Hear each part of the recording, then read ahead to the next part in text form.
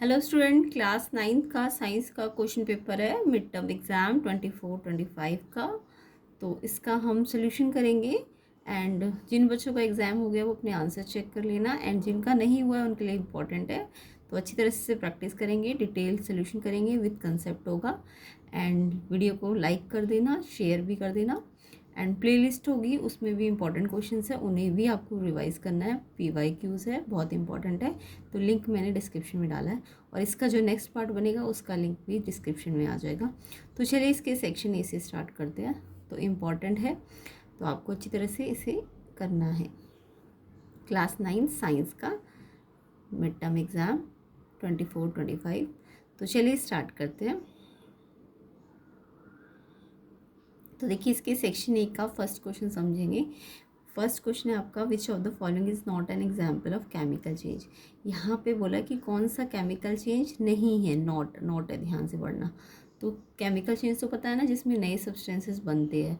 तो यहाँ पे केमिकल चेंज वो होते हैं जिनमें नए सब्सटेंसेस बनते हैं, प्रॉपर्टी चेंज हो जाती है। फिजिकल चेंज क्या होता है, जिसमें नए सब्सटेंसेस नहीं बनते हैं, है ना। तो ये तो आपको डिफरेंस पता ही है। तो यहाँ पे केमिकल चेंज नहीं होना चाहिए। तो आपने पढ़ा होगा राइपनिंग ऑफ फ्रूट, अगर फ्रूट पक गया तो उसकी एक प्रॉपर्टी चेंज हो गई ना, तो ये तो केमिकल चेंज है। कोरोजन ऑफ आयरन, आयरन में जंग लग गया तो ये भी तो प्रॉपर्टी चेंज हो गई ना। तो जब प्रॉपर्टी चेंज हो गई तो यानी ये केमिकल चेंज है। कर्डलिंग ऑफ मिल्क, मिल्क अगर कर्ड बन गया तो वो भी आपका केमिकल चेंज है, क्योंकि प्रॉपर्टी चेंज हो चुकी है। बट अगर हम बात करें मेल्टिंग ऑफ वैक्स की, तो वैक्स अगर मेल्ट हुआ है तो उसकी प्रॉपर्टी थोड़ी ना चेंज हुई। यहाँ बर्न हो जाता तब तो प्रॉपर्टी चेंज होती, burning of wax chemical change होता। बट मेल्टिंग ऑफ वैक्स है ना, तो ये आपका केमिकल चेंज नहीं है, क्योंकि प्रॉपर्टी चेंज हुई नहीं है।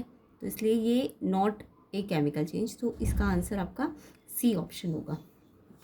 तो फर्स्ट क्वेश्चन का आंसर आपका सी ऑप्शन होगा, मेल्टिंग ऑफ वैक्स। ठीक है, नेक्स्ट क्वेश्चन देखेंगे। तो याद रहेगा, burning of wax chemical change है, but melting of wax chemical change नहीं है। तो नहीं है, तो इसलिए सी ऑप्शन आंसर है। नेक्स्ट क्वेश्चन देखेंगे, cartilage is found in. Cartilage कहाँ मिलती है, तो ये किडनी में, एक्सटर्नल ईयर में, हार्ट में, लंग्स में। तो ईयर, नोज, इनमें कार्टिलेज पाई जाती है। तो बी ऑप्शन है, एक्सटर्नल ईयर। बी ऑप्शन इसका आंसर है। सेकंड का आंसर बी ऑप्शन है, एक्सटर्नल ईयर। नेक्स्ट क्वेश्चन करेंगे। नेक्स्ट क्वेश्चन है, विच of the following is correct order of inter particle spaces present in the matter. तो यहाँ पे आपको इंटर पार्टिकल स्पेस जो कि मैटर में होता है उसका करेक्ट ऑर्डर बनाना है। करेक्ट ऑर्डर मतलब इंटर पार्टिकल स्पेस आपको पता ना सबसे ज़्यादा किस में होता है, फिर सबसे कम किस में होता है ना।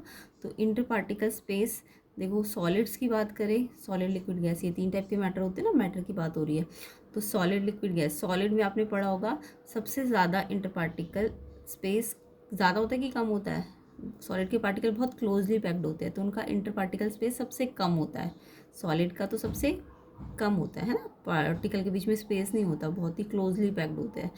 एंड लिक्विड में थोड़ा कम होता है, और गैसेस में जो स्पेस होता है वो सबसे ज़्यादा होता है, उनके पार्टिकल बहुत दूर दूर होते हैं। तो ये तो आपने प्रॉपर्टी पढ़ी होगी। तो इंटर पार्टिकल स्पेस की बात करें तो गैसेस में सबसे ज़्यादा होता है और सॉलिड में सबसे कम होता है। तो ऐसे याद रखना आप इसे, इंटर पार्टिकल जो स्पेस होता है गैसेस में सबसे ज़्यादा होता है, सबसे ज़्यादा मोस्ट अगर बात करें तो वो गैस में है।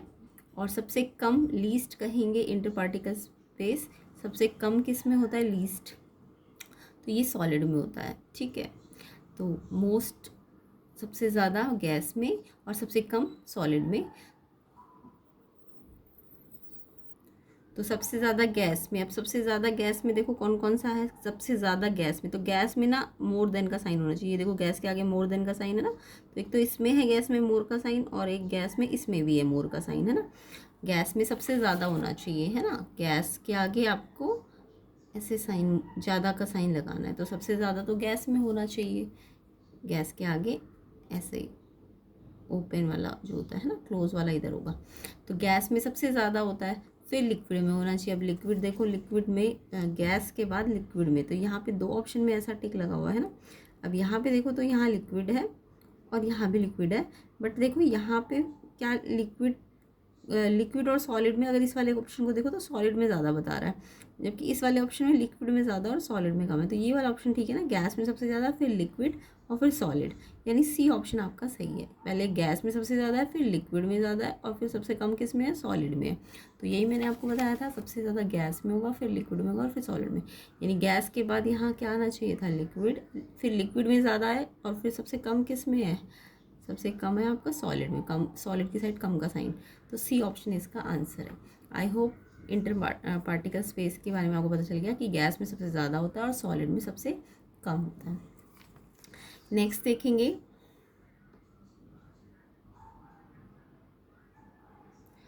नेक्स्ट क्वेश्चन है, gases can be liquefied under specific condition of temperature and pressure.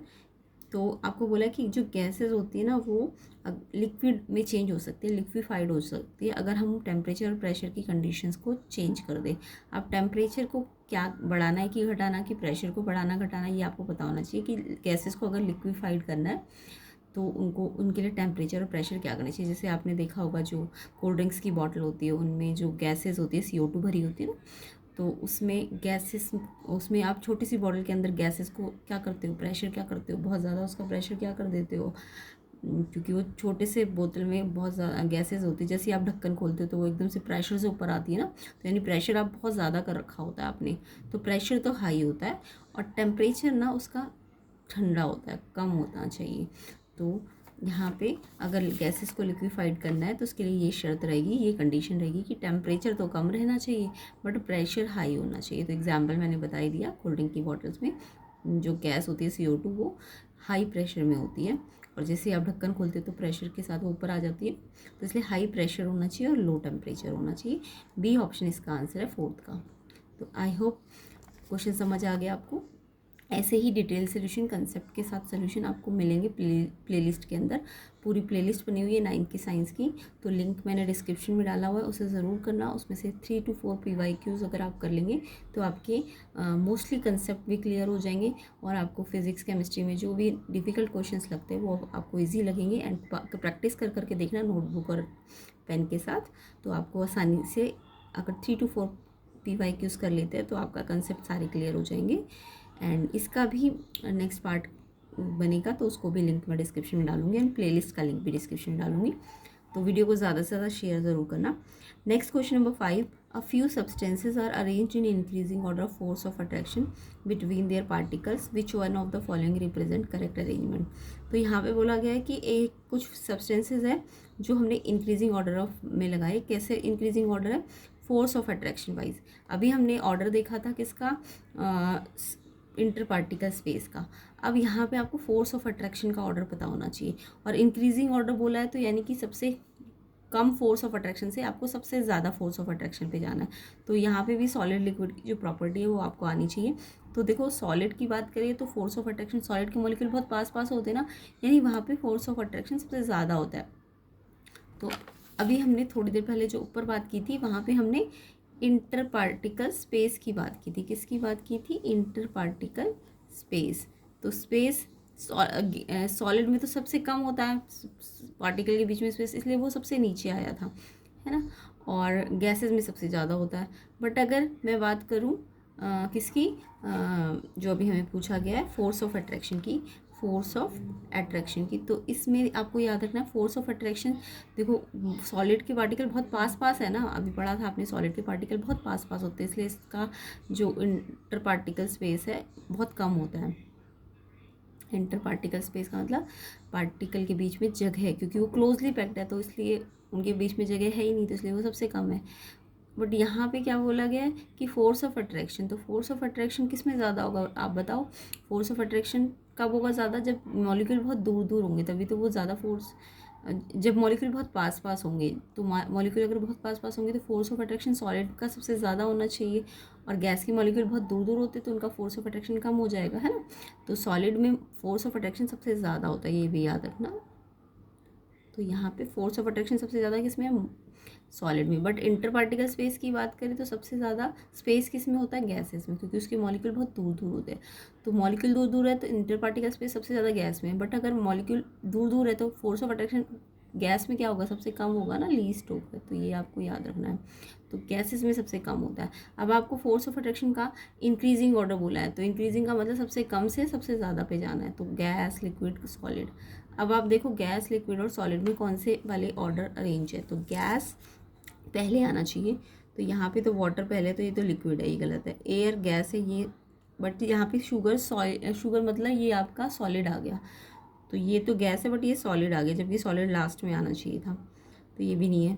Oxygen क्या है, गैस है, फिर ये लिक्विड है एंड ये सॉलिड है, ये ठीक है। ऑक्सीजन, वाटर, शुगर, क्योंकि मैंने ऑर्डर में क्या बताया आपको, अगर मैं फोर्स ऑफ अट्रैक्शन की बात कर रही हूँ तो सबसे कम और असेंडिंग बोला है क्वेश्चन में, देखो ध्यान से पढ़ो, इंक्रीजिंग ऑर्डर बोला है फोर्स ऑफ अट्रैक्शन का, यानी सबसे कम से सबसे ज़्यादा। सबसे कम किस में है, गैस में, और सबसे ज़्यादा किस में है, सॉलिड में। तो गैस, लिक्विड, फिर सॉलिड, है ना। तो गैस पहले आनी चाहिए, लिक्विड और फिर सॉलिड। अब देखो इसको देखो, तो ये सॉल्ट क्या है, सॉलिड है, यहाँ सॉलिड पहले आ गया, फिर लिक्विड आया, फिर गैस, तो ये गलत है। सी ऑप्शन इसका सही है, क्योंकि ये इस ऑर्डर को मैच कर रहा है ना। तो यानी ऑक्सीजन, वाटर, शुगर, ये सी ऑप्शन है आपका। तो ये प्रॉपर्टीज़ बेस्ड क्वेश्चन आएंगे इनडायरेक्ट वे में, तो आपको ऐसे करना होता है इसको, ठीक है, समझ आ गया। नेक्स्ट क्वेश्चन देखो, तो इसका आंसर सी ऑप्शन है 5th का। क्वेश्चन 6 देखेंगे, विच of the following is true solution, इनमें से कौन सा ट्रू सॉल्यूशन है। ट्रू सॉल्यूशन कैसे होते हैं, होमोजीनियस होते हैं। तो यहाँ पे vinegar, blood, milk, muddy water, तो देखो ब्लड, मिल्क, मडी वाटर, ये सब ना कोलाइड होते हैं, ये होमोजीनियस नहीं होते हैं। विनेगर जो होता है वो होमोजीनियस होता है, जैसे कि सॉल्ट अगर आपने पानी में डाल दिया तो वो होमोजीनियस है ना। ऐसे विनेगर क्या अलग से दिखाई देता है, अलग अलग बाउंड्री में दिखाई देता है। तो विनेगर आपका क्या है, ये एक ट्रू सोल्यूशन है, क्योंकि ये होमोजीनियस है, इसकी यूनिफॉर्म बाउंड्री होती है ना। तो इसलिए विनेगर कैसा है, ट्रू सोल्यूशन। बाकी सारे क्या है, कोलाइड है, ब्लड, मिल्क, मडी वाटर। तो यहाँ पे विनेगर आएगा ट्रू सोल्यूशन में, ए ऑप्शन इसका आंसर है 6 का। चलिए नेक्स्ट क्वेश्चन देखेंगे। नेक्स्ट क्वेश्चन है, out of this which one is metalloid, इनमें से कौन सा मेटेलॉइड है। मेटेलॉइड किसे कहते हैं, जिसमें मेटल और नॉन मेटल दोनों की प्रॉपर्टी होती है, मेटेलॉइड, ठीक है।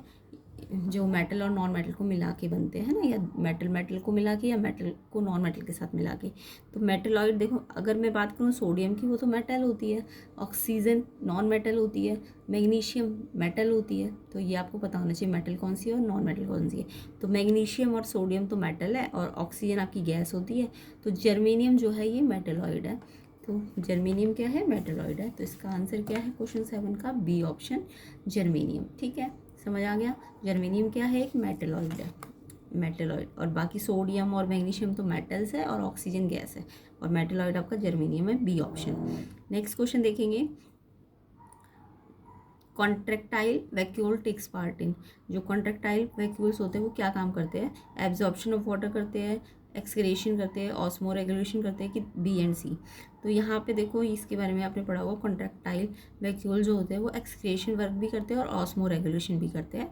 तो यहाँ पे बी और सी दोनों ठीक है, इसलिए ऑप्शन डी ठीक होगा, ऑप्शन डी इसका आंसर है। क्वेश्चन 8 का आंसर डी ऑप्शन है, क्योंकि यहाँ पे एक्सक्रेशन भी करते हैं वो और ऑस्मो रेगुलेशन भी करते हैं, इसलिए आंसर में बी एंड सी दोनों आना है, तो डी ऑप्शन है, ठीक है।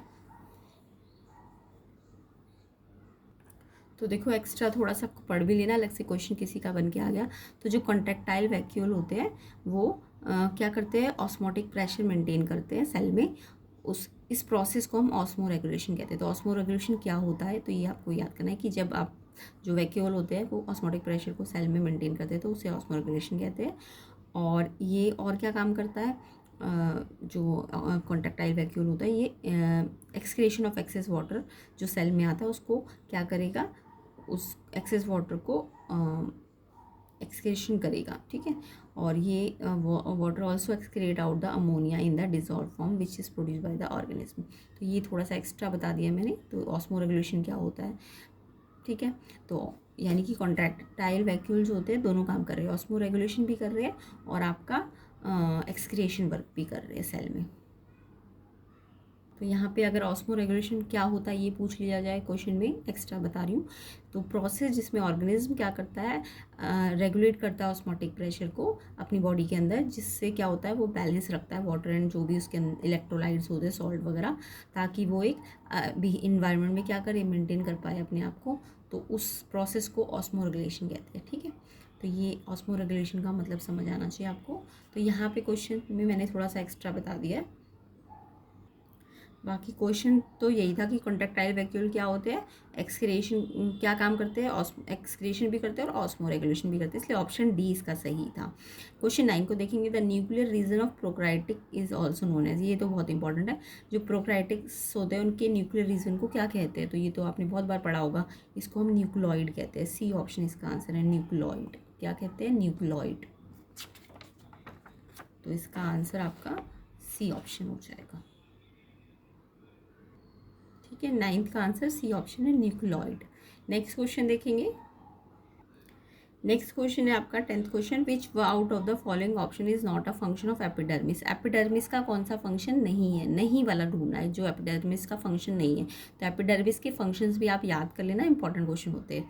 तो जो फंक्शन नहीं है, तो अगर आपको एपिडर्मिस के फंक्शंस आते हैं तो आपको नॉट वाला मिल जाएगा। तो देखो एपिडर्मिस जो होता है वो आपका ट्रांसपिरेशन भी करता है, एक्सचेंज ऑफ गैसेज भी करता है और प्रोटेक्शन भी देता है प्लांट को। बट क्या नहीं करता, ये कंडक्शन ऑफ वाटर नहीं करता। वाटर को कंडक्ट तो कौन करता है, जाइलम करता है ना।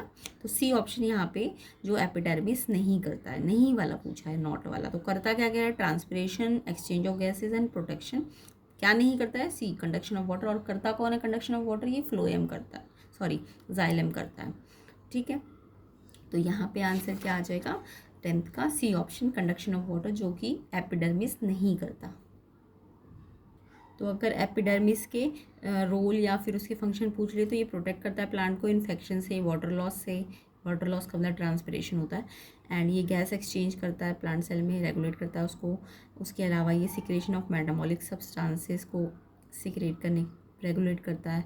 और ये absorbing water and essential minerals को एब्जॉर्ब करता है, बट कंडक्ट नहीं करता। ठीक है, तो ये इसका आंसर है, इसका फंक्शन है। नेक्स्ट क्वेश्चन देखेंगे, question number 11, bone matrix are rich in. Bone matrix किससे रिच होती है, तो यहाँ पे calcium fluoride, phosphorus, potassium, calcium magnesium या कैल्शियम फॉस्फोरस। तो यहाँ पे बोन मैट्रिक्स किससे रिच होती है, ये होती है कैल्शियम और phosphorus, calcium and phosphorus. D option है इसका आंसर। तो क्वेश्चन 11 कैल्शियम एंड फॉस्फोरस से रिच होती है बोन मैट्रिक्स। ठीक है, नेक्स्ट क्वेश्चन देखेंगे, cork cells are made impervious to water and gases due to presence of. जो कॉर्क सेल्स होती है वो वाटर के प्रति इम्पेरियस होती है, वाटर को जानने देती है, वाटर एंड गैसेज को किसकी प्रेजेंस से, तो इसकी कॉर्क सेल के अंदर सुबरीन होता है, SUBERIN। ठीक है, तो इसके कारण वो इम्पेरियस टू वाटर एंड गैसेज होती है। तो यहाँ पे हम सबरीन पूछेगी क्या होता है, तो ये एक वाटरप्रूफ वैक्सी मटेरियल होता है जो कि हायर प्लांट्स में पाया जाता है और ये कॉर्क का मेन कॉन्स्टिट्यूएंट होता है। ठीक है, तो इसी के कारण कॉर्क जो होती है, सेल वॉल इन कॉर्क, वो इम्पेरियस टू वाटर एंड गैसेस होती है। तो ये क्वेश्चन पूछेंगे किसके कारण, तो सबरीन। और होता क्या है, ये एक वाटरप्रूफ वैक्सी मटेरियल होता है। ठीक है,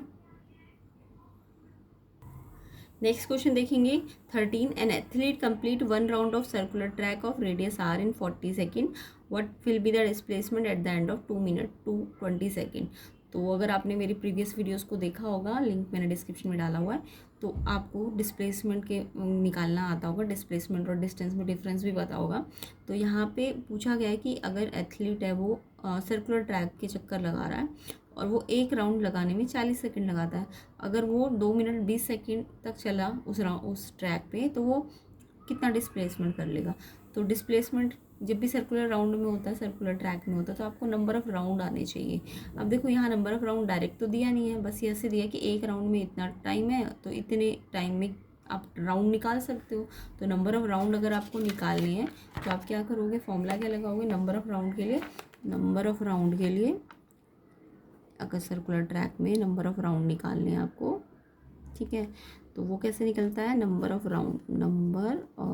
राउंड टोटल टाइम जितना भी वो चलेगा और एक टर्न में कितना टाइम है, एक टर्न का टाइम कितना है। ठीक है, ये फॉर्मूला होता है। तो देखो टोटल टाइम तो आपको कितना दिया है, कितना घंटे चला है वो, 2 मिनट 20 सेकंड। तो इस पूरे को पहले सेकंड में बदल लो क्योंकि ये सेकंड में दिया हुआ है। तो 2 मिनट के अंदर 1 मिनट 60 सेकंड होता है, तो 2 मिनट 120 और 20 140 सेकंड, यानी टोटल टाइम 140 सेकंड और 1 मिनट एक उसका टाइम 40 है। तो टोटल टाइम और एक टर्न का तो 40, तो 0 से 0 कटा, 2 2 जा 2 7 जा, तो 7/2 राउंड लगाए उसने। अब 7/2 का मिक्स फ्रैक्शन करो तो 3.5 राउंड आएगा। ठीक है, तो जब भी कोई सर्कुलर ट्रैक पे चलेगा तो देखो मान लो यहाँ से स्टार्टिंग किया, अब मान लो पहले उसने 1 राउंड किया, तो 1 राउंड का मतलब वो वापस वहीं पे आया ना। तो जब भी आप सेम पोजीशन पे वापस आ जाते हो तो यानी कि डिस्प्लेसमेंट 0 हो जाता है, क्योंकि डिस्प्लेसमेंट क्या होता है, डिस्टेंस, जो भी डिस्टेंस होता है इनिशियल टू फाइनल का, है ना। तो इनिशियल भी सेम आ गया, एक टर्न में तो इनिशियल और फाइनल सेम आ गया ना, तो इट मीन्स डिस्प्लेसमेंट 0 हो गया। यानी कि जब भी कंप्लीट राउंड होंगे, यानी कि ये 3.5 राउंड है, तो देखो 3 राउंड कंप्लीट है और आधा राउंड है, तो जो कंप्लीट राउंड होते हैं 3 4 5 जो भी होंगे उनमें डिस्प्लेसमेंट 0 हो जाएगा। क्यों? क्योंकि ये वापस वहीं पे आ जाएगा, बार बार वहीं पे आ जाएगा। तो अगर मान लो ये 4.5 राउंड होता है तो 4 राउंड के लिए तो 0 बन जाता है, या 8 और आधा राउंड होता तो 8 राउंड तक तो 0 हो जाता, क्योंकि ये वापस वहीं आ जाता। बट ये जो एक्स्ट्रा हाफ राउंड है, अब एक्स्ट्रा हाफ राउंड की अगर मैं बात करूँ तो देखो एक्स्ट्रा हाफ राउंड में डिस्प्लेसमेंट में क्या होगा कि जब वो वापस तीसरा राउंड करके यहाँ आया होगा, तो अब ये यहाँ से चला होगा और आधा राउंड मतलब कहाँ पहुँचा होगा, यहाँ पे पहुँचा होगा ना। अब यहाँ पे से यहाँ पहुँचने के लिए उसका जो डिस्प्लेसमेंट है वो ये थोड़ी ना है, आधी सरकमफ्रेंस थोड़ी ना है, वो तो शॉर्टेस्ट पाथ है, डिस्प्लेसमेंट तो शॉर्टेस्ट पाथ है। तो आधे राउंड का याद रखना, आधे राउंड का जो डिस्प्लेसमेंट होता है वो डायमीटर के बराबर होता है, क्योंकि ये नहीं होगा, ये तो हाफ पाई आर है, तो ये होगा आधे राउंड का डिस्प्लेसमेंट डायमीटर, ये याद कर लो। आधे राउंड के लिए डिस्प्लेसमेंट डायमीटर के बराबर होता है। तो अगर आपका ये मान लो 5.5 राउंड आ जाता, तो 5 राउंड तक तो 0 था, तो आधे राउंड बचता, तो आधे राउंड के लिए डायमीटर के बराबर हो जाता। बट यहीं पे अगर आपको डिस्टेंस बोलते क्वेश्चन में, तो आप क्या करते, 3.5 राउंड को अगर डिस्टेंस पूछ लेते, अभी तो डिस्प्लेसमेंट पूछा है, तो डिस्टेंस पूछ लेते तो जितने राउंड आते ना उसको 2πr से क्या कर देते, मल्टीप्लाई, तो ये आपका डिस्टेंस आ जाता कि वो कितना डिस्टेंस चला है। तो डिस्टेंस निकालने के लिए तो आपको जो भी राउंड है उसको 2πr से मल्टीप्लाई करना है, यानी कि जो भी नंबर ऑफ राउंड है उसको सरकमफ्रेंस से मल्टीप्लाई करना, किससे, सरकमफ्रेंस से। तो डिस्टेंस आता है, क्या आता है, डिस्टेंस। तो डिस्टेंस तो एक्चुअल पाथ होता है ना, डिस्टेंस। तो डिस्टेंस कब आएगा, जब राउंड जितने भी आए हैं उसको 2πr से मल्टीप्लाई करोगे सरकमफ्रेंस से। बट डिस्प्लेसमेंट में याद रखना जो कंप्लीट राउंड आएंगे वो 0 होंगे, बट जो आधा राउंड आएगा उसमें डायमीटर होगा। डायमीटर क्या होता है, 2r, इसलिए ऑप्शन बी इसका करेक्ट हो जाएगा। तो इसका आंसर है कितना, एट द एंड ऑफ कितना डिस्प्लेसमेंट आएगा। तो राउंड मेरे 3.5 आए, 3 राउंड तक 0 है, बट आधे राउंड के लिए 2r है, तो बी ऑप्शन इसका आंसर है। अगर वो मान लो 5 राउंड आता सिर्फ, अगर ये जो है ये 5 आ जाता मान लो, तो 5 का मतलब तो कंप्लीट राउंड तब तो 0 होता ना, क्योंकि वो वापस वहीं पे बार बार आ रहा है। तो अगर ये 5 राउंड आता तो 0 होता। कब होता 0, जब इनिशियल फाइनल सेम होता। बट यहाँ पे आधा राउंड एक्स्ट्रा आया है, तो आधे राउंड का डायमीटर के बराबर होगा। ठीक है, तो इसलिए बी ऑप्शन इसका आंसर है। नेक्स्ट क्वेश्चन देखेंगे, velocity time graph for 2 particle P and Q have been shown here, which of the following statement about them is correct. तो यहाँ पे वेलोसिटी टाइम ग्राफ बना रखे हैं। तो ये मैंने ग्राफ ना इससे प्रीवियस वीडियोज़ में बना रखे, प्लेलिस्ट में वीडियोज़ डली हुई है, बार बार कह रही हूँ, उन्हें अच्छी तरह से कर लेना। तो वहाँ पे मैंने ग्राफ को बहुत अच्छी तरह से डिटेल में समझाया हुआ है।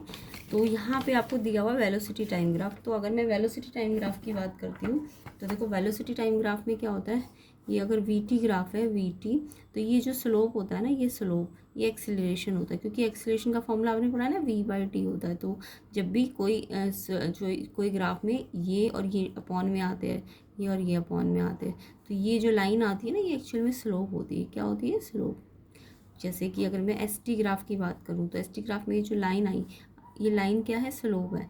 अगर मैं S/T फॉर्मूला ले रही हूँ ना, तो ये लाइन स्लोप है। अब ये स्लोप S और अपॉन T का फॉर्मूला क्या होता है, डिस्प्लेसमेंट अपॉन टाइम, ये वेलोसिटी होता है। तो ये जो स्लोप आता है ये V आता है।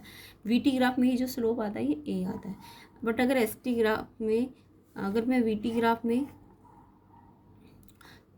V और T को मल्टीप्लाई में ले लेती, अगर V और T को मल्टीप्लाई में ले लेती, तो फिर स्लोप नहीं आता, फिर एरिया आता है। क्या आता है, अगर इनको मल्टीप्लाई में ले लिया इन दोनों को, तो फिर आपका एरिया आता है। अभी स्लोप आता है अगर इन दोनों को डिवाइड में लेते हैं। और v/t आपको पता है a होता है, तो इसलिए स्लोप एक्सेलरेशन होता है। और v और t को अगर मैं मल्टीप्लाई में लूँगी तो vt आएगा। और vt क्या होता है, इस ग्राफ का एरिया। एरिया का मतलब जितना लाइन पे होगा ये एरिया निकालना होगा, half into base into height करके, है ना। तो ये v इंटू टी आपने पढ़ा होगा, क्या होता है v इंटू टी, कुछ होता है speed into time, speed into time, speed क्या होता है distance upon time, distance upon time, तो स्पीड इंटू टाइम डिस्टेंस होता है, तो ये एस आ जाएगा। तो ये वीटी ग्राफ का जो एरिया होता है ना वो आपको डिस्प्लेसमेंट देता है, ये याद रखना। वीटी ग्राफ का एरिया डिस्प्लेसमेंट देता है। अगर डिस्प्लेसमेंट निकालना ना वीटी ग्राफ से तो इसका एरिया निकाल लेना, और अगर स्लोप निकालना है तो इसका एक्सेलरेशन निकाल लेना, ठीक है। तो acceleration V by T, but graph wise बोले तो delta V by delta T. तो ऐसे करके ये पॉइंट आपको याद रखने होते हैं। अब देखो, अगर मेरे को किसी भी ग्राफ में दो लाइनें मतलब ये वीटी ग्राफ है, तो ये एक्सेलरेशन किसी एक का, ये दूसरे का एक्सेलरेशन है, दो के एक्सेलरेशन देती है। अब मेरे को बोला किसका एक्सेलरेशन ज़्यादा है, तो यहाँ पे ना हम ना ये इस पहले ए का और बी का क्या करते हैं, ए का जो स्लोप आया है इसका एंगल बना के देखते हैं, टाइम के साथ बनाना होता है एंगल। तो इसका एंगल देखो छोटा आ रहा है, और इस वाले का एंगल अगर मैं बनाऊँ टाइम के साथ तो ये बड़ा आ रहा है। यानी बी का जो स्लोप है या बी का जो एक्सेलरेशन है वो बड़ा होगा किससे, ए से। जो एंगल बड़ा है यानी स्लोप बड़ा है, स्लोप बी का बड़ा है किससे, स्लोप ए से। और आपको भी ने वीटी ग्राफ में स्लोप बताया क्या होता है, वीटी ग्राफ का स्लोप एक्सेलरेशन होता है, तो यानी एक्सेलरेशन बी का ए से बड़ा है। तो यहाँ भी यही करना है, आपको पूछा है वीटी ग्राफ में पूछा है कि एक्सेलरेशन किसका किससे ज़्यादा है। तो यहाँ पे एक्सेलरेशन देखो किसका ज़्यादा है, देखो पी का एंगल देखो छोटा आ रहा है ना। पी का एंगल तो यहाँ से शुरू हो रहा है, टाइम तक बनाना है, ये देखो इतना आएगा, और ये वाला बड़ा आएगा है ना, ये वाला इतना आ रहा है। तो वही जो मैंने बताया, ये पी है और ये टी है ना, क्यू। तो P जो है ये छोटा एंगल बना रहा है, और Q जो है वो बड़ा एंगल बना रहा है। तो P का स्लोप छोटा है, Q का स्लोप बड़ा है। तो P का स्लोप छोटा का मतलब P का एक्सेलरेशन, क्योंकि ये स्लोप क्या दिखा रहा है, वीटी ग्राफ है, तो P ये स्लोप एक्सेलरेशन दिखा रहा है। अगर ये ST ग्राफ होता तो ये स्लोप वेलोसिटी दिखाता। अभी ये वाला स्लोप एक्सेलरेशन दिखा रहा है, तो ये वाला एक्सेलरेशन कम है और ये वाला एक्सेलरेशन ज़्यादा है। तो P का एक्सेलरेशन कम और Q का ज़्यादा है, P का कम और Q का ज़्यादा है, यानी Q का ज़्यादा है और P का कम है। तो ये डी ऑप्शन इसका आंसर है। समझ आया। तो V अपॉन टी, एक्सेलरेशन किससे मिलता है, V अपॉन टी, यानी V अपॉन टी क्या है, अपॉन में तो ये स्लोप है, ये स्लोप, तो ये स्लोप हमारा V अपॉन टी एक्सेलरेशन है, ये भी एक्सेलरेशन है और ये भी एक्सेलरेशन है। अब किसका एक्सेलरेशन ज़्यादा, इसका कम है और इसका ज़्यादा है, इसलिए Q का ज़्यादा है एक्सेलरेशन और P का कम है। आई होप समझ आ गया होगा। क्वेश्चन नंबर 6, इसका आंसर डी ऑप्शन है क्वेश्चन 14 का। तो ऐसे ग्राफ वाले क्वेश्चन मैंने बहुत सारे प्लेलिस्ट में करा रखे हैं, उसे आप ज़रूर चेक कर लेना, कम से कम 3 से 4 क्वेश्चन पेपर को पूरा करके देख लेना। नेक्स्ट क्वेश्चन नंबर 15 देखेंगे। In which of the following cases of motions the distance moved and magnitude of displacement are equal. ये भी मैंने आपको डिटेल में समझाया हुआ है प्लेलिस्ट के PYQs में, कि डिस्टेंस और डिस्प्लेसमेंट जो होता है ना वो इक्वल भी हो सकता है, और बाकी कंडीशन याद रखना, डिस्टेंस हमेशा डिस्प्लेसमेंट से कम नहीं होता कभी भी, या तो उसके बराबर होगा या उससे ज़्यादा होता है। तो ये कंडीशन आपको याद रखनी है डिस्टेंस और डिस्प्लेसमेंट की। डिस्टेंस जो होता है वो या तो ज़्यादा होगा या उसके बराबर होगा, ये कंडीशन भी पूछ लेते कई बार। डिस्टेंस या तो बड़ा होगा या बराबर होगा किससे, डिस्प्लेसमेंट से। ये कंडीशन याद रखना। डिस्टेंस और डिस्प्लेसमेंट में क्या कंडीशन है, डिस्टेंस या तो बड़ा होगा या डिस्प्लेसमेंट के बराबर होगा, ठीक है। अब बराबर कब कब होता है ये पूछते हैं कि डिस्टेंस और डिस्प्लेसमेंट इक्वल कब कब होते हैं, डिस्टेंस और डिस्प्लेसमेंट। अच्छा, डिस्टेंस और डिस्प्लेसमेंट इक्वल होंगे ना तो उस टाइम पे ना याद रखना, उस टाइम पे आपका एवरेज स्पीड और एवरेज वेलोसिटी दोनों बराबर हो जाएंगे। जिस कंडीशन में डिस्टेंस और डिस्प्लेसमेंट बराबर होंगे उस कंडीशन पे एवरेज स्पीड एवरेज वेलोसिटी के क्या हो जाती है, बराबर। तो चाहे एवरेज वेलोसिटी एवरेज स्पीड के कब बराबर है या डिस्टेंस डिस्प्लेसमेंट के कब बराबर है, उसका दोनों का आंसर यही है कि जब दो कंडीशन है, एक तो जो पार्टिकल है ना वो स्ट्रेट लाइन पे चलना चाहिए, कैसे चलना चाहिए, स्ट्रेट लाइन पे, और दूसरी कंडीशन है कि वो स्ट्रेट लाइन में चलना चाहिए और सेम डायरेक्शन पे चलना चाहिए। जब सेम डायरेक्शन होगी और स्ट्रेट लाइन होगा तो उस टाइम पे डिस्टेंस और डिस्प्लेसमेंट बराबर आ जाएंगे और एवरेज स्पीड एवरेज वेलोसिटी के बराबर आ जाएगी। बट अगर बात करें डिस्प्लेसमेंट की तो डिस्प्लेसमेंट या तो बराबर है या छोटा होता है। डिस्टेंस या तो बराबर होगा या बड़ा होगा। तो डिस्टेंस कभी छोटा नहीं होता डिस्प्लेसमेंट से। और बाकी आपने डिस्प्लेसमेंट पढ़ा होगा, वेक्टर क्वांटिटी होती है, ये नेगेटिव भी हो सकती है, जीरो भी हो सकती है। अगर क्लोज पाथ है तो जीरो हो जाएगी, और अगर एक इधर जा रहा है और वापस इधर जा रहा है, इधर ज़्यादा है, तो ये नेगेटिव भी आ जाएगा। तो ये नेगेटिव भी हो सकता है, जीरो भी हो सकता है। ये एक वेक्टर क्वांटिटी है, डिस्टेंस स्केलर क्वांटिटी है, ये हमेशा पॉजिटिव रहता है। तो ये पॉइंट्स आपको याद रखने हैं। तो ये कंडीशन भी याद रखनी है, ये कंडीशन बहुत इंपॉर्टेंट होती है डिस्टेंस और डिस्प्लेसमेंट में, या तो बराबर होगा या बड़ा होगा। और कब बराबर होगा, या ये दोनों कब बराबर होंगे, जब स्ट्रेट लाइन में चलेगा कोई पार्टिकल या फिर सेम डायरेक्शन पे चलेगा, दोनों कंडीशन लगनी चाहिए। तो यहाँ पे इन्होंने बोला डिस्टेंस और डिस्प्लेसमेंट कब बराबर है, तो ये ए ऑप्शन है इसका answer. If car is moving on straight road, अगर कार स्ट्रेट रोड पे जाएगी तभी डिस्टेंस और डिस्प्लेसमेंट बराबर होंगे। तो यानी कि स्ट्रेट रोड वाला ठीक है, ए ऑप्शन। ये क्यों नहीं है, क्योंकि यहाँ सर्कुलर पाथ है, तो कभी यहाँ सर्कुलर पाथ में तो डिस्प्लेसमेंट जीरो भी हो सकता है ना। पेंडुलम भी क्या पता वापस उसी पोजीशन पे आ जाए तो जीरो हो जाएगा। अर्थ भी परपेंडिकुलर चलती है सन की, तो यहाँ भी। तो ये याद रखना, आपका इक्वल होगा डिस्टेंस और डिस्प्लेसमेंट इक्वल कब होगा, जब कार स्ट्रेट रोड पे चलेगी और सेम डायरेक्शन पे। तो ए ऑप्शन इसका आंसर है। नेक्स्ट क्वेश्चन देखेंगे। नेक्स्ट क्वेश्चन है, passenger standing in bus are thrown outward when the bus takes sudden turn, this happen because of. तो पैसेंजर जो होते हैं बस में जो खड़े हैं वो आउटवर्ड थ्रोन हो जाते हैं जब बस एकदम से टर्न लेती है। देखो अगर ऐसा होता है ना, बस रेस्ट से जा रही है और पैसेंजर रेस्ट मतलब रुक चल रही है, रुक गई, या रुक रही है या चल गई, तो तब तो इनर्शिया ऑफ रेस्ट या मोशन में आंसर आएगा। बट यहाँ पे टर्न लिया है, तो इनर्शिया तीन टाइप के होते हैं, एक रेस्ट का, एक मोशन का और एक डायरेक्शन का। तो यहाँ टर्न आ गया ना वर्ड, तो यहाँ पे रेस्ट और मोशन नहीं आएगा, यहाँ पे टर्न लिखा है ना, क्योंकि टर्न, तो इसलिए डायरेक्शनल इनर्शिया है। कौन सा इनर्शिया है, डायरेक्शनल इनर्शिया। तो इसका आंसर आपका सी ऑप्शन है। और इनर्शिया के बारे में मैंने बहुत ज़्यादा बातें की है इस प्लेलिस्ट वाली वीडियोस में, तो आप उनको ज़रूर चेक कर लेना। इंपॉर्टेंट फैक्ट्स, इंपॉर्टेंट जो उससे रिलेटेड कुछ भी चीज़ है। इनर्शिया किस पे डिपेंड करता है, मास पे। कोई लाइटर है तो उसका इनर्शिया कम होगा, हैवियर है तो ज़्यादा होगा। ऐसी चीज़ें बहुत ज़्यादा डिटेल में PYQs कराए हुए हैं, तो उसको आप कर लेना, प्लेलिस्ट को लिंक मैंने डिस्क्रिप्शन में डाला हुआ है। नेक्स्ट क्वेश्चन देखेंगे, क्वेश्चन नंबर 17। ये असर्शन रीजन है 20 तक। तो देखो एजर्शन है, if net external force acting on an object is zero, it's acceleration is zero. अगर नेट एक्सटर्नल फोर्स किसी ऑब्जेक्ट का ज़ीरो है, नेट फोर्स जो है ज़ीरो है, तो एक्सीलरेशन भी ज़ीरो होता है। यस, देखो अगर मैं इसे ऐसे करूँ, देखो फोर्स आपको पता है मास इनटू एक्सीलरेशन होता है ना। तो यहाँ पे समझ आ गया ना, सी ऑप्शन है 16 का। और 17, तो देखो फोर्स क्या होता है, मास इनटू एक्सीलरेशन। अब एक्सीलरेशन यहाँ से निकालोगे तो एक्सेलेरेशन यहीं रहेगा, मास कहाँ चला जाएगा, यहाँ मल्टीप्लाई, तो यहाँ डिवाइड में आ जाएगा। तो एक्सेलेरेशन होता है फोर्स बाय मास। अब अगर फोर्स नेट जो है जीरो है, तो अगर ये जीरो है तो यहाँ जीरो रखूँगी, तो मास तो भी ये जीरो बाय एम तो जीरो ही हो जाएगा ना, तो एक्सेलेरेशन भी जीरो हो जाएगा। ये एक्सेलेरेशन ठीक है कि मतलब अगर नेट एक्सेलेरेशन फोर्स ही जीरो है तो एक्सेलेरेशन भी तो जीरो है, क्योंकि एक्सेलेरेशन और फोर्स आपस में क्या है, डायरेक्ट प्रोपोर्शन है ना।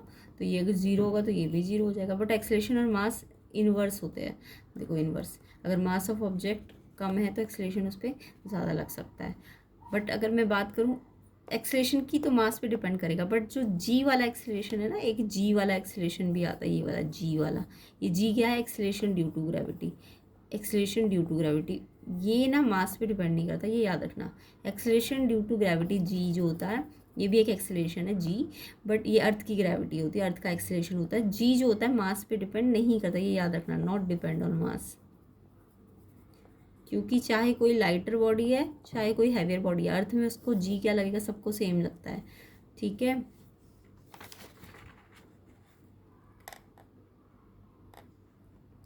समझ आया। ये वाला ए है, अगर ऑब्जेक्ट पे एक्सेलेरेशन है तो वो उसके मास पे डिपेंड करेगा। बट जी जो है अर्थ की जो ग्रेविटी है वो मास पे डिपेंड नहीं करेगी, ये पॉइंट याद रखना। ठीक है, तो अगर जी की बात कर रहे हैं तो वो मास पे डिपेंड नहीं करता, क्योंकि जी लाइटर और हैवियर दोनों के लिए क्या रहता है, ग्रेविटी दोनों को जी 9.8 से ही खींचती है अर्थ पे, है ना। तो ये जी तो मास पे डिपेंड नहीं करता, बट ये वाला एक्सेलेरेशन मास पे डिपेंड करेगा। देखो ये इन्वर्स है ना, तो मास कम तो एक्सेलेरेशन ज़्यादा, और फोर्स पे भी डिपेंड कर रहा है, दोनों पे डिपेंड कर रहा है। ए दोनों पे डिपेंड कर रहा है, बट अर्थ का जो एक्सेलेरेशन होता है जी, वो मास पे डिपेंड नहीं करता है। ठीक है। तो यहाँ पे तो डिपेंड इन्होंने कहा है कि नेट फोर्स 0 तो एक्सेलरेशन भी 0। यस, ये ट्रू है।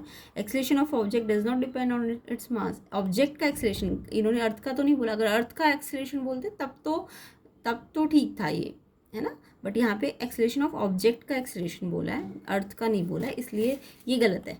मैंने क्या बोला है, ऑब्जेक्ट का एक्सेलरेशन डिपेंड करेगा मास पे, अर्थ का एक्सेलरेशन डिपेंड नहीं करेगा। तो एक्सेलरेशन ऑब्जेक्ट का तो डिपेंड कर रहा है ना मास पे, तो रीज़न गलत है क्योंकि इन्होंने ऑब्जेक्ट का एक्सेलरेशन बोला है, तो रीज़न गलत है, इसलिए एजर्शन सही, रीज़न गलत। ऑप्शन सी इसका आंसर है। आई होप ये पॉइंट आपको डिटेल में समझ आ गया होगा।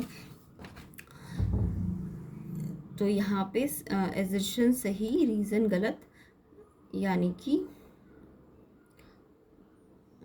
सी ऑप्शन है answer, option C. Next question देखेंगे, क्वेश्चन 18। एजर्शन है एक ball moving on floor gradually slow down and finally comes to rest. एक बॉल है जो फ्लोर पे चली और पहले धीरे हुई और फिर धीरे धीरे रेस्ट पे आ गई। यस, ऐसे ही होता है ना, जब आप बॉल फर्श पे गिरते हो तो पहले धीरे होती है और फिर रुक जाती है। तो यस, बिल्कुल ठीक है।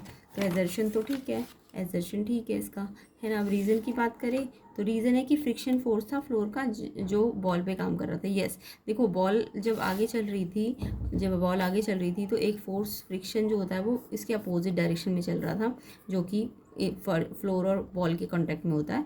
तो ये फ्रिक्शन फोर्स के कारण ये देखो, ये आगे जा रही है और ये पीछे लग रहा है, तो यानी कि इसकी डायरेक्शन अपोजिट है ना फोर्स की डायरेक्शन की। ये फोर्स की डायरेक्शन है और ये फ्रिक्शन की डायरेक्शन है। तो ये फोर्स से और फ्रिक्शन पीछे अपोजिट साइड लग रहा है, तो ये इस फोर्स को क्या कर देगा, कम कर देगा ना। तो पहले स्लो डाउन करेगा और धीरे धीरे बिल्कुल जीरो कर देगा। तो यस, फ्रिक्शन फोर्स लग रहा था फ्लोर पे, तो इसी के कारण फ्रिक्शन फोर्स लग रहा था, तो रीज़न ठीक है। और फ्रिक्शन फोर्स के कारण ही तो बॉल क्या हुई, स्टॉप हुई ना। तो ये एक्चुअल में से एक्सप्लेन भी कर रहा है कि फ्रिक्शन फोर्स था इसलिए ये रेस्ट पे आई है। तो यानी एजर्शन भी ठीक है, रीज़न भी ठीक है और एक्सप्लेनेशन भी ठीक है। तो इसलिए ऑप्शन ए इसका आंसर हो जाएगा। एजर्शन रीज़न दोनों ट्रू है एंड रीज़न करेक्ट एक्सप्लेनेशन है, तो इसलिए इसका आंसर आपका क्या होना चाहिए, ऑप्शन ए होना चाहिए। ठीक है, नेक्स्ट क्वेश्चन देखेंगे। नेक्स्ट क्वेश्चन है 19। एजर्शन है smoke is a colloidal solution of carbon particle in air. Yes, smoke जो होता है एक कोलाइडल सोल्यूशन होता है, इसमें एयर के अंदर क्या होता है, कार्बन पार्टिकल्स होते हैं, और इसको हम ना एरोजोल भी कहते हैं। क्या कहते हैं, जब एयर के अंदर कोई भी पार्टिकल होते हैं तो उसको हम एरोजोल कहते हैं। तो ये एक एरोजोल के साथ साथ एक कोलाइडल सोल्यूशन भी है। ठीक है, तो स्मोक एरोजोल भी बोल सकते हो और कोलाइडल सोल्यूशन भी बोल सकते हो। तो ये बिल्कुल ठीक है, कार्बन पार्टिकल होते हैं एयर में जब, तो वो क्या होता है, एक स्मोक होता है और ये कोलाइडल सोल्यूशन होता है। तो ये बिल्कुल ठीक है। रीज़न है constituent of compound can be separated by chemical और इलेक्ट्रोकेमिकल मेथड। जो कंपाउंड के कॉन्स्टिट्यूएंट होते हैं, कंपाउंड क्या होता है, दो और डिफरेंट टाइप के एटम से मिलके बनता है ना, जैसे वाटर हो गया H2O, CO2 हो गया, ये कंपाउंड है। सी कार्बन और ऑक्सीजन, दो डिफरेंट एटम जब मिलते हैं एक फिक्स रेशो में तो उसको कंपाउंड कहते हैं। तो कंपाउंड के अगर मेरे को जैसे CO2 में से कार्बन को अलग करना और ऑक्सीजन को अलग करना है तो उसको मैं अलग कर सकती हूँ केमिकल या फिर इलेक्ट्रोकेमिकल मेथड से। तो कंपाउंड को हम अलग कर सकते हैं। यस, रीज़न बिल्कुल ठीक है। बट इस रीज़न का इसके ये जो एजर्शन है ना, इस एजर्शन से वैसे कोई एक्सप्लेनेशन वाइज कोई बस करेक्ट है स्टेटमेंट वाइज, बट इसको एक्सप्लेन, इस वाले को एक्सप्लेन नहीं कर रहा है ये। तो जस्ट जब एक्सप्लेन ठीक ना करे, बस करेक्ट हो, तो बी ऑप्शन आंसर होता है ना। क्वेश्चन 19 का आंसर आपका बी हो जाएगा। क्वेश्चन 19 का आंसर एजर्शन रीज़न ठीक है बट रीज़न एक्सप्लेन नहीं कर रहा है, तो बी ऑप्शन है इसका आंसर। चलिए नेक्स्ट क्वेश्चन देखते हैं 20। एजर्शन है unlike xylem phloem can move material in both the directions. Xylem और जाइलम देखो, जाइलम और फ्लोएम आपने पढ़ा होगा, ये टिश्यूज़ होते हैं, प्लांट टिश्यूज़ होते हैं। जाइलम तो क्या करता है, वाटर और मिनरल को ट्रांसपोर्ट करता है, और फ्लोएम जो होता है वो फूड, फ्लोएम फ से है ना, फूड ट्रांसफ़र करता है, ये याद रखना। फ्लोएम फ से है तो फूड को लेके जाता है।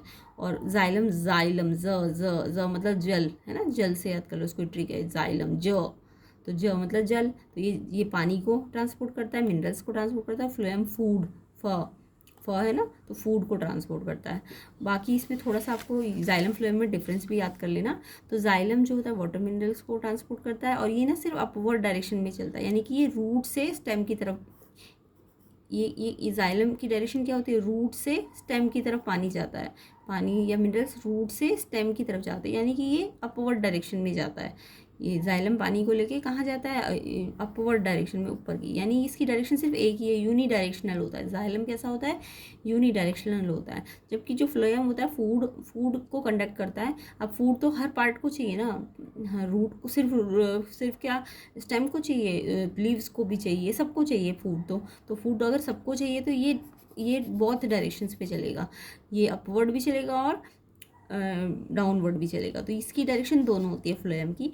बट पानी जो होता है सिर्फ जड़ों से ऊपर जाता है, तो इसलिए यूनी डायरेक्शनल होती है। तो जाइलम फ्लोएम में याद रखना, जाइलम फ्लोएम के बारे में, ये यूनी डायरेक्शनल होता है और फ्लोएम आपका बहुत डायरेक्शन होता है। तो इसलिए यहाँ ठीक ही लिखा है कि जाइलम के कंपैरिजन में फ्लोएम जो होता है वो मटेरियल को दोनों डायरेक्शन में लेके जाता है, बिल्कुल ठीक है। और रीज़न है कि फ्लोएम ट्रांसफ़र करता है फूड, ये भी बताया मैंने अभी आपको, फ्लोएम क्या करता है, ट्रांसफ़र करता है ना फूड को। तो यस, रीज़न भी ठीक है, एजर्शन भी ठीक है, रीज़न भी ठीक है। अच्छा, ये देखो रीज़न एक्चुअल में यही बताना चाह रहा है कि फूड ट्रांसफ़र कर रहा है, और फूड ट्रांसफ़र करने के कारण ये दोनों डायरेक्शन में काम कर रहा है। तो ये फूड ट्रांसफ़र कर रहा है इसलिए ही तो ये दोनों डायरेक्शन, क्योंकि फूड तो हर जगह पे चाहिए ना, इसलिए ये दोनों डायरेक्शन पे काम करता है। तो इसलिए रीज़न एक्चुअल में एक्सप्लेन भी कर रहा है, तो इसलिए ए ऑप्शन इसका आंसर है। एजर्शन रीज़न ठीक भी है, रीज़न फूड ट्रांसफ़र करने के कारण ही तो ये बहुत डायरेक्शन में काम कर रहा है, इसलिए इसका एक्सप्लेनेशन भी ठीक है। तो इसलिए ए ऑप्शन इसका आंसर है, कि जब दोनों ठीक हो और एक्सप्लेनेशन भी ठीक हो तो ए ऑप्शन इसका आंसर है। तो आई होप आपको सारे एजर्शन रीज़न समझ आ गए होंगे, इसका आंसर ए होगा। एंड वीडियो को शेयर करना, ज़्यादा से ज़्यादा लाइक करना, कम से कम 1000 लाइक तो मिलने चाहिए, ठीक है। और चैनल पे नए हो तो सब्सक्राइब ज़रूर कर लेना। इसके सेक्शन बी के एक 2-4 क्वेश्चन को मैं अभी बता देती हूँ, बाकी इसके बचे हुए जितने भी क्वेश्चंस होंगे वो हम नेक्स्ट पार्ट में कवर कर लेंगे। तो एक बार ये देख लो, ये 41 डिग्री सेल्सियस को अगर मेरे को केल्विन में बदलना है तो 273 प्लस कर देना। कितना प्लस करते हैं, 273। ये मैं नेक्स्ट क्लास में इसको सॉल्व करके समझा दूंगी नेक्स्ट पार्ट में। Which cell organelles are called powerhouse of the cell, आपको पता है माइटोकॉन्ड्रिया होता है। किसको कहते हैं powerhouse, mitochondria. Kitchen of the cell कहते हैं हम क्लोरोप्लास्ट को, क्योंकि ये क्या करता है, ये फूड बनाता है फोटोसिंथेसिस करके, है ना। फोटोसिंथेसिस में ये फूड बनाता है प्लांट्स के लिए।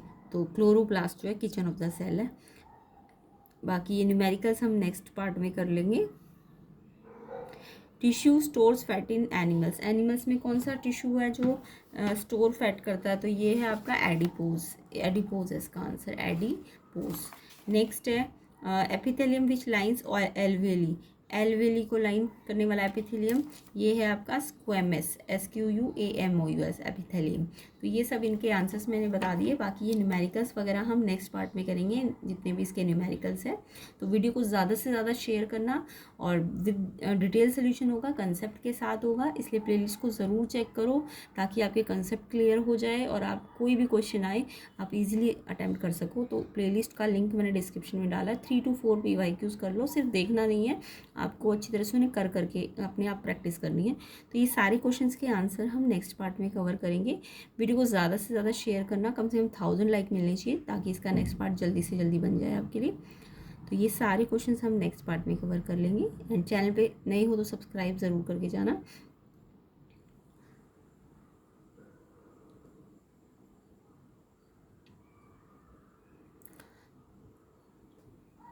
तो नेक्स्ट पार्ट इसका सोल्यूशन का लिंक भी इसी वीडियो के डिस्क्रिप्शन में मिल जाएगा आपको।